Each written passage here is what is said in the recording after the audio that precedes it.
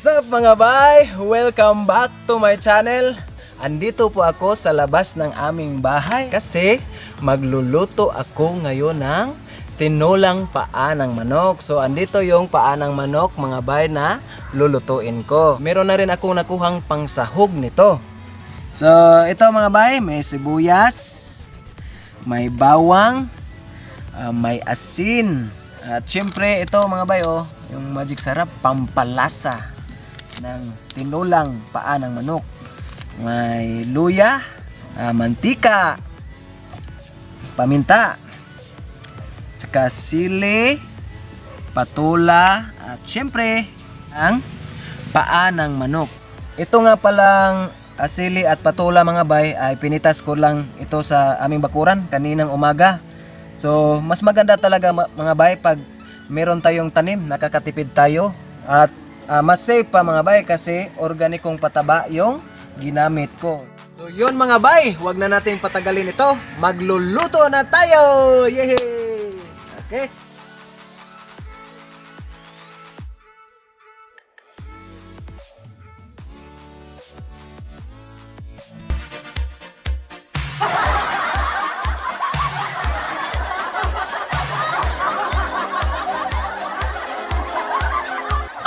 Okay, so mga bay, ito unahin natin ang bawang. Igisa natin ang bawang.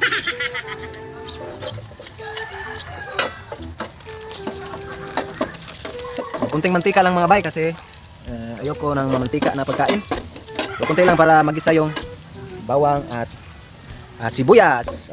Tama na rin yung sibuyas. Ang bango. Ang bango. Bango naman. Okay, so manok. Igisa na natin yung manok sa bawang at sibuyas.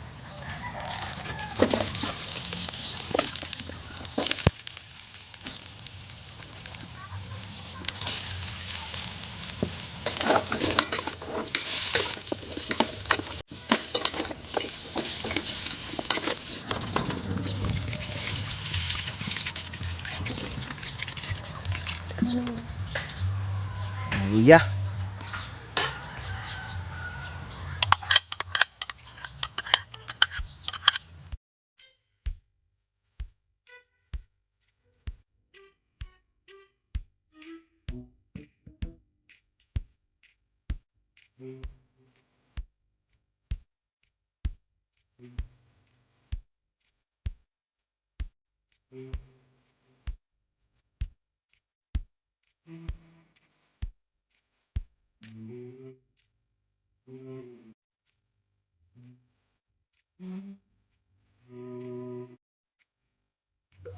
Habang pinapakulo natin ang paa ng manok mga bay, usapang kalusugan muna tayo. Ayon sa mga eksperto mga bay, ang sili pala ay merong vitamin A, C, fiber, potassium, at ito rin ay nakakapayat din daw kasi pinagpawisan ang kumakain ito. Kapag ako'y kumakain ito, grabe yung pawis ko, maganda ang pakiramdam ko sa katawan ko.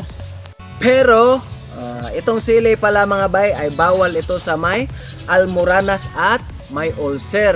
Ito namang si patula mga bay ay meron tayong maraming makukuhang benepisyo nito, katulad na lang ng vitamin C, potassium, iron, carbohydrates, at fiber.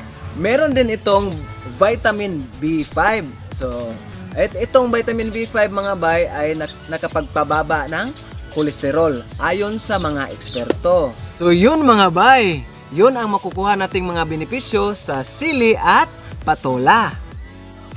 Okay, so mga bay, tingnan muna natin, baka malambot na.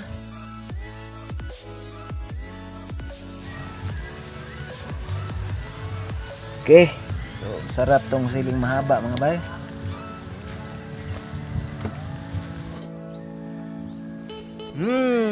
Ang bango. So, lagyan na natin ito ng pampalasa mga bay, yung asin at saka yung magic sarap para lalong sumarap ang tinulang paa ng manok.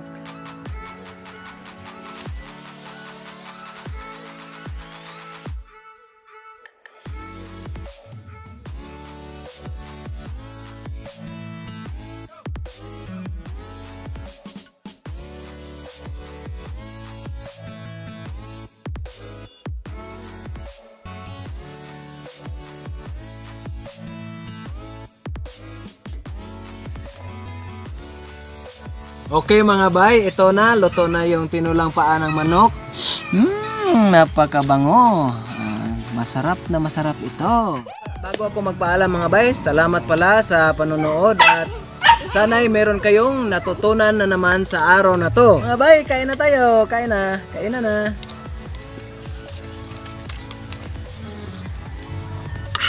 Sarap ng sabaw mga bay.